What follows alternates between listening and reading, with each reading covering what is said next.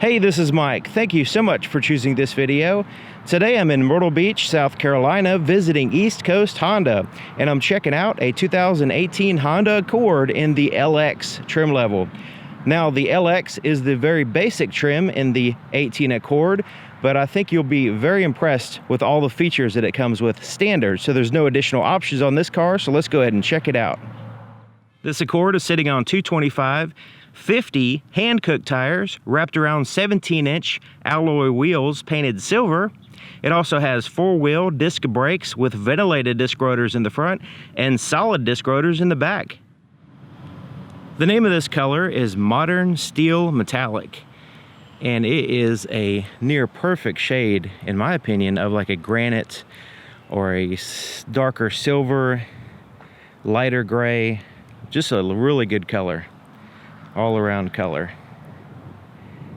Okay, so taking a look here on the front, has the chrome accent across the front of the grille, completely all the way from the headlight to headlight, from here to there, with a large section there in the center portion.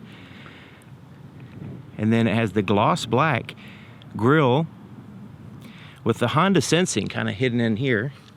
And yes, the basic model does have Honda sensing, which is really amazing. Another thing that's really cool about the LX is it has LED headlights for your low beams.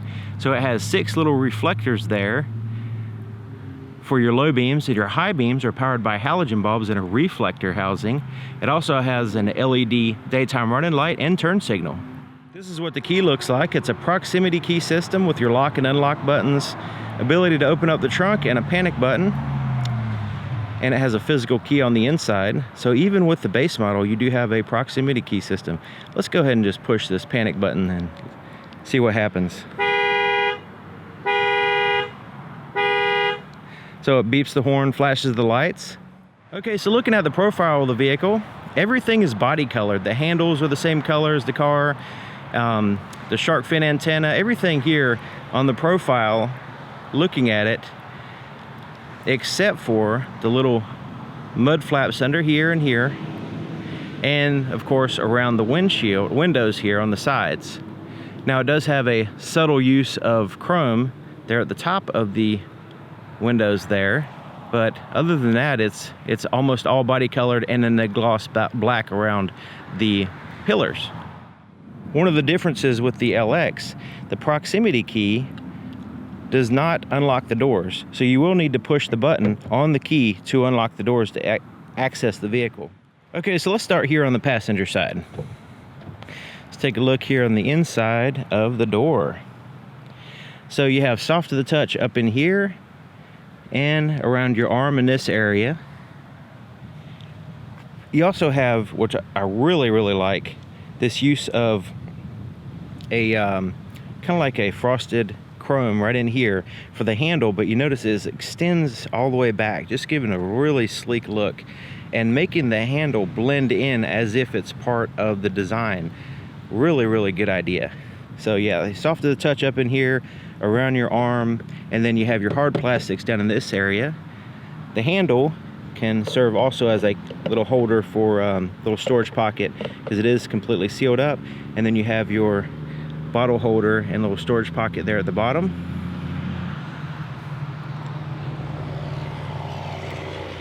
Okay, so here's your threshold with a plastic sill plate, manually adjusted seats here for the passenger, and it's kind of like a microfiber cloth seating surface, and really smooth and super slick and soft. It's definitely a microfiber. This is more of like a silk feel.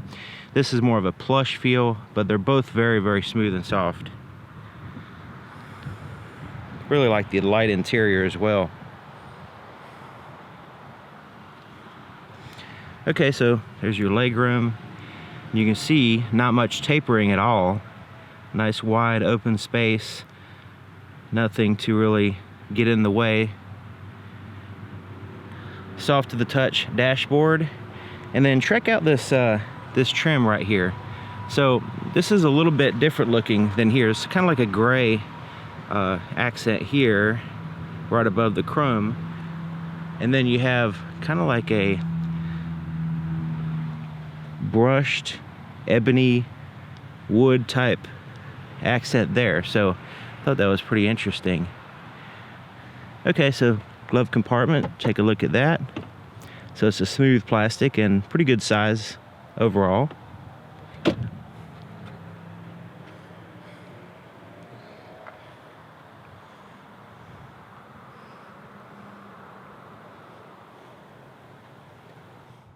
Okay, so taking a look here at the back door. So this is interesting. First of all, I just want to point out the only soft to the touch is around your arm, which is nice. All the way around here, everything else is the hard plastics up in here and down here. But now the accent, as far as right here above the chrome, like the front, the dash and the door is different. Well, back here, this door is different as well from those two. So this is a kind of like a matte black right in here, but it does maintain that chrome accent with the door, which is nice. And of course you have pocket in the handle and then the storage compartments down there.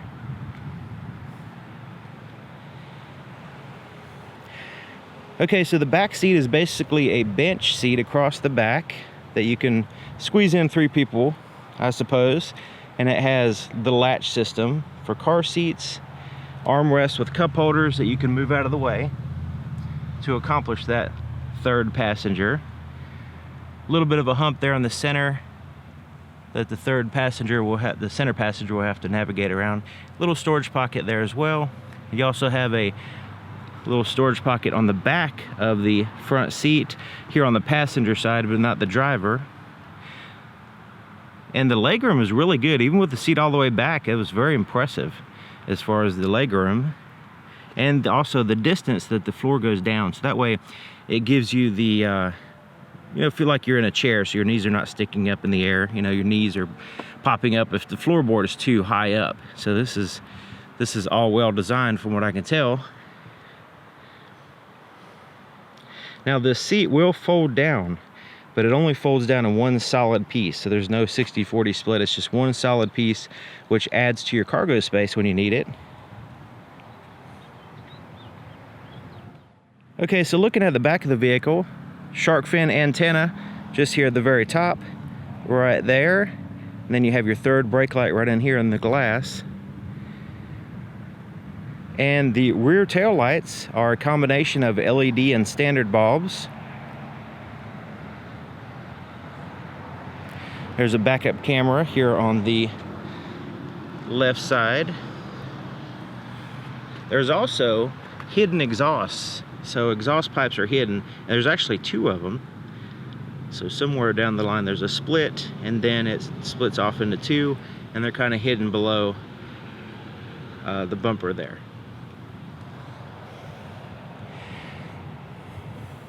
Okay, so opening up the trunk, there is no button to open up on the LX. So on the other, say like the Touring, there's a button right here in the center. This one does not have a button, so it's just a little light back there, but no button. And so to open it up, you can either push the button in the front where the next to the driver, or here on the key, of course. So you can push that and it lifts up like so, just to show you. Sometimes when I say this type of stuff, people say, no, there's a button under there, but I just want to show you there is no button on this particular one. So okay, so look how high it goes up. Goes over the glass quite a ways, kind of getting out of your way pretty good, so that way you don't bump your head on it, and just to give you a better access to the trunk area, storage area here. Okay, so this one has the cargo liner, which is nice. Then you have little tie downs, net pockets, or potential for a net pocket to hang there. And then you see the seat folding down, and there's no split, so it's either passengers or cargo, one or the other. All right. There's a light here in the very center, and then you can see speakers and stuff here in the back. Okay, so let's lift this up. Cargo mats, and then there's a little strap under here, lift that up. And now we can see the tools for the spare tire. And then under that is the spare tire right there. It's a compact spare tire. So I know what you're thinking. How do you access the trunk? Since it's electronically controlled, there's no ability to just, you know, turn a key and open it up, and there's no physical button to open it up. There's actually an electronic button. How do you get in there if the battery is dead or something like that? Well, Honda, and I actually got this information from Honda Pro Jason, so a little shout out to him. He showed me that there's a little cover right here, and you can pop that cover open, and there's the ability to put in a physical key in there. So what you would do is use your physical key to unlock the door, and then reach in, unlock the second door, and you can open up the trunk by using that little keyhole there, and that way it gives you access to the vehicle and the trunk all together. The fuel door is here on the driver's side, and it's a locking fuel door, so it locks and unlocks automatically when you lock and unlock the vehicle. So if I go ahead and it's locked now, I just push unlock on the vehicle, and it unlocks the car, but also the fuel door. And it's a capless design, and you just put a nozzle in there. You don't have to worry about a cap, and you're good to go. I mean, it does require a little funnel to access the fuel tank when you're using a gas tank other than a nozzle from a gas station. But if you're just using a little portable gas tank and you're adding gas to the vehicle, you will need that funnel, which is in the trunk with the spare tire. To start it up, as long as the key's inside the vehicle, so this is where the proximity key actually takes effect. So as long as this key is inside the vehicle, it will sense it. It could be in a pocket, in your bag, or whatever. You put your foot on the brake, hold it, and push this button.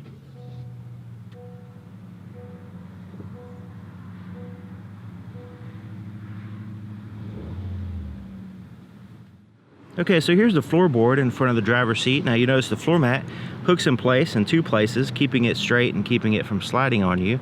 There's your accelerator and brake pedal and a large footrest here on the left side. So let's go ahead and take a look under the hood. To open the hood, there's a latch in the very center, right here above the emblem. Just reach in, move it to the left, and you can lift the hood up. It doesn't require too much energy to lift it up, but it does require a prop, so it's not going to hold itself up. There's your latch there in the center. And the prop actually has two places to position it, the hood. So you have this normal place right here where it has the arrow trying to get you to put it there, but it also has a secret place, which I'm going to use.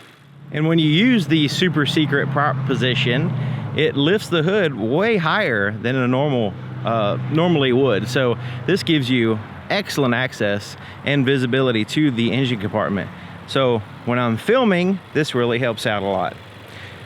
Okay, so here's your engine compartment, and check it out. The engine's not covered up with plastic, which is nice. Now the strut towers are braced in with the ACE body structure of the vehicle. You also have an insulated firewall back there, which helps out with heat transfer as well as noise. Insulated battery. So this is a 1.5 liter 4-cylinder engine.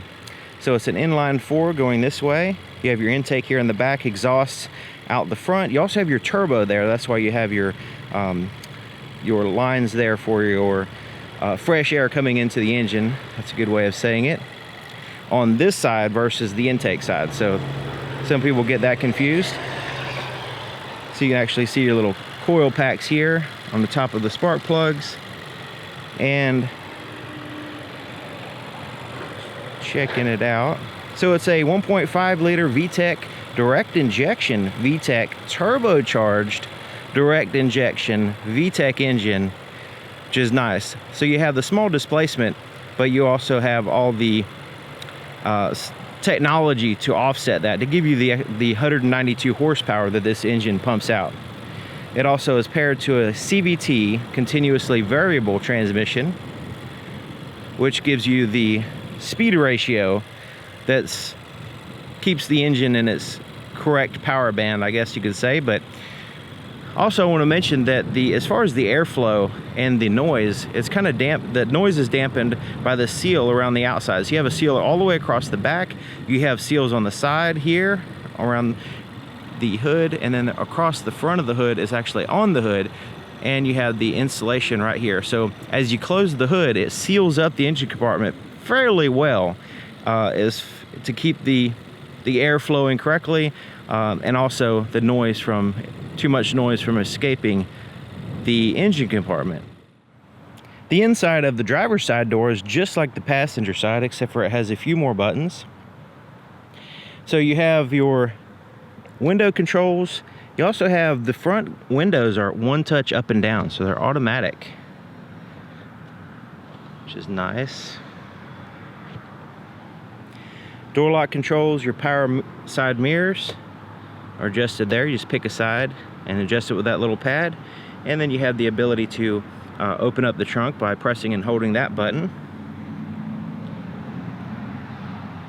All right, there's your threshold. Now the driver's seat is a manually adjusted seat as well, but it has a height adjuster in addition to the normal forward and back and tilt the back. Maybe you can see the seat's a little bit better right now since the sun is behind the clouds. Kind of helps with shadows and all that stuff. Okay, to the left of the steering column, you have your reset your trip and your interior gauge dimmer switch. Down here is your traction control off button. Default will be on. And then this is your Honda sensing. When you push that button, it pulls up all the Honda sensing features and you can turn them on and off individually. It also has a tilt and a telescoping steering column that you can lock in with this lever, which is easy to find. It's right there and you can see it and reach it there on the left side fairly easily. Okay, so let's take a look here on the inside. Sitting in the driver's seat, checking it out. I have the seat all the way back to give you an idea of the legroom, and so I have it a little bit further back than what I would normally drive at. I can still touch the pedals. I'm 6 feet tall, but overall really good as far as the comfort and nothing really substantially getting in my way. I mean, there's extra room really. Okay, so looking at the steering wheel, it's a synthetic material, like those really durable synthetic material steering wheels with the significant grip right in here, this little bolster. And it has a simulated kind of leather texturing, which is comfortable. And it's soft to the touch as well. So it gives a little bit in the hand. Thickness is good. It doesn't dig into your bones or anything. And I have pretty large hands, so, you know, it's pretty good size. Now down here, they thicken up the bottom portion to kind of make it, to me, it just kind of makes it look like a flat bottom steering wheel, but actually it's not. It's still rounded, but it just has that little bit of a cool appearance.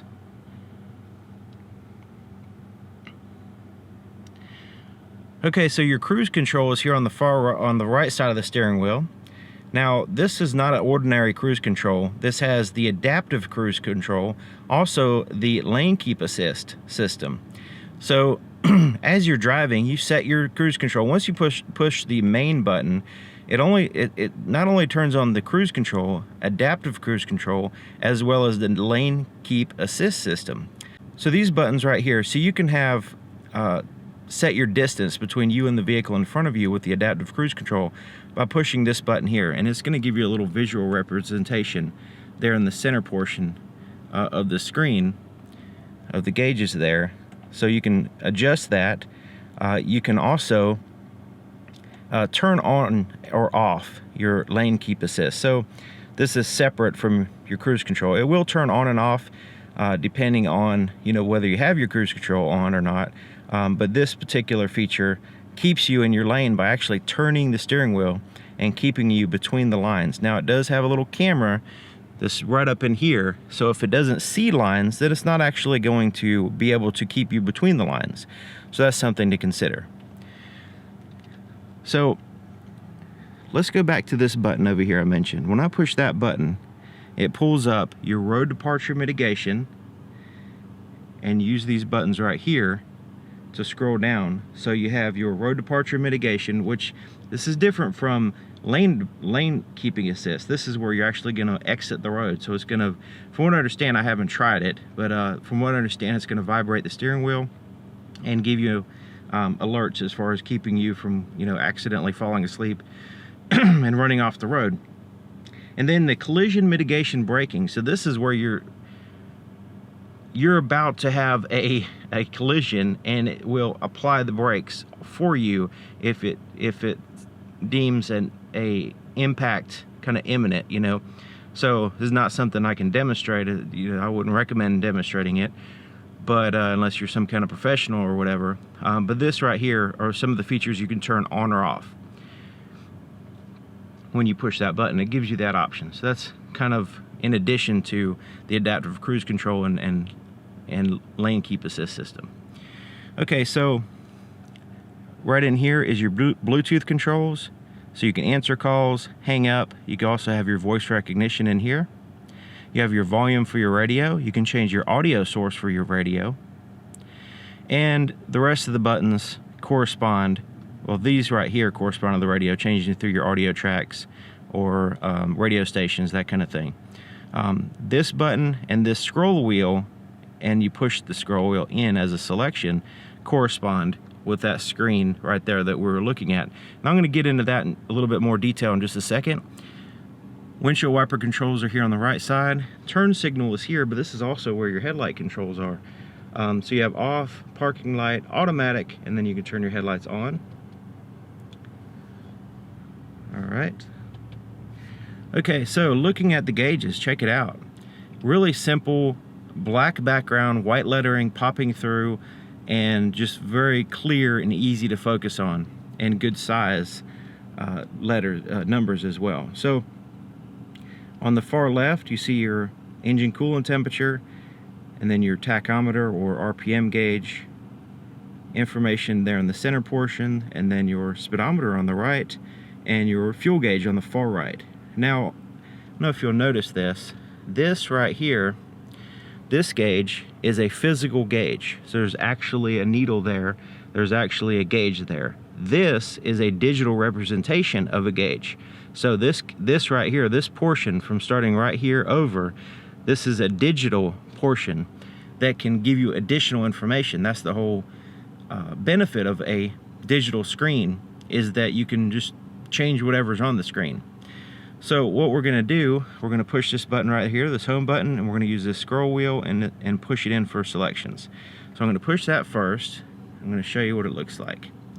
Okay, so when I push that, we have the different options, so we can scroll through. First I had the tachometer, range and fuel, speed and time. So let's go ahead and do these one at a time. So your range and fuel is there, speed and time, we have that selection, traffic signs. So this would be like your speed limit or something like that.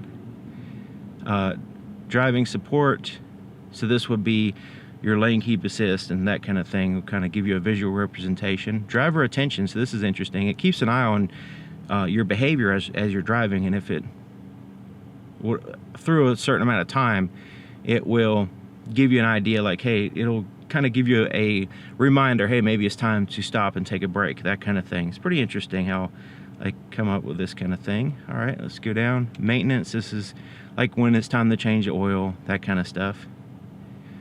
Safety support, this is where you can go in and adjust your safety systems there. Warnings, like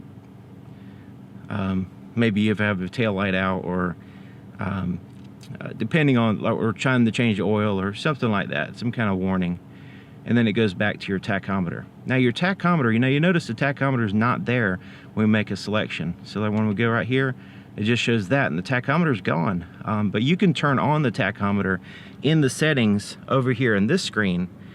So that way the tachometer is always there, and the information is actually inside the center of the tachometer. So depending on your preferences, I should say, you can change the information there, whatever you want. Now, of course, that selection will be smaller because it's going to be inside of the tachometer. So it's all whatever suits your needs. All right. So here's your information screen, and it's not a touch screen. So you do have physical buttons around the outside. You also have these physical buttons here at the bottom, so you can make selections, but it's not a touch screen. So one good thing about that is you're not going to have to worry about fingerprints wiping it off all the time. You have the physical buttons that you use, and that's it. As we push the radio button, not only will it go to the radio, but it also cycle through your different AM, FM, FM2, that kind of thing. And then you can push the media. Right now there's no device paired for your Bluetooth, USB, Pandora, any of that stuff. There's no connection right now, but this is where you would push that button to cycle through and go to the particular one that you want. You can also change through your audio tracks right here. You have a traditional volume knob, tune through the stations there. Phone button, mute the radio right here, so that way you can mute it real quick if you need to get focus on something. And then you can go into your menu here and go into your settings.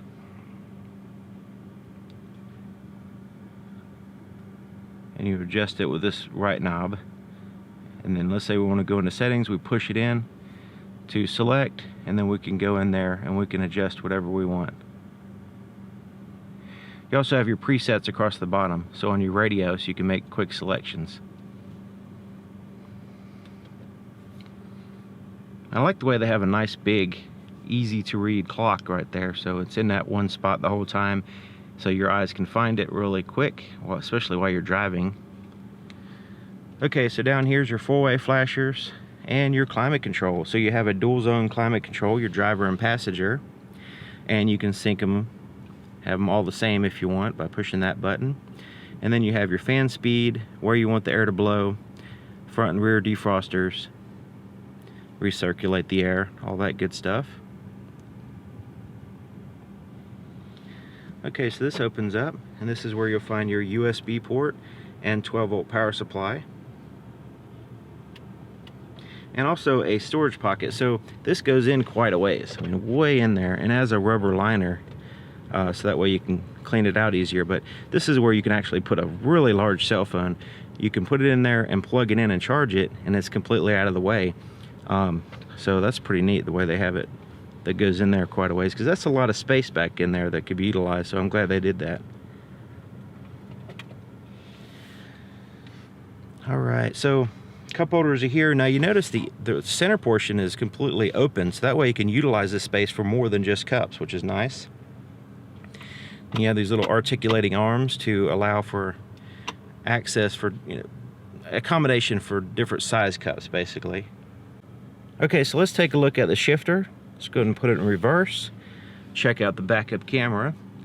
So, as active guidelines as well, as I turn the steering wheel, little lines move, giving me an estimated trajectory of the vehicle as I back up. It's a little bit offset, so it's not in the perfect center position, but you can change the view back here. So this is the wide view here. This is a more linear view, and then this is more of a top-down view, like straight on the ground directly behind you. So that's pretty cool. Now you notice the real wide view is distorted a little bit, or a lot, because you see the bumper doesn't look straight because it's a super wide view. But it does give you the best visibility to look for things that may be in your way. Alright, neutral, drive, and then you have a sport mode basically. So this is where you would, if you want the highest performance that the vehicles can put out, and you're going to take a hit on fuel economy, you could put it in this sport mode. And then you have a low range. So this will be if you want to lower gear ratio, especially if you're going down a hill and you need some engine braking, that kind of thing. Alright, so opposite of the sport mode is the Econ.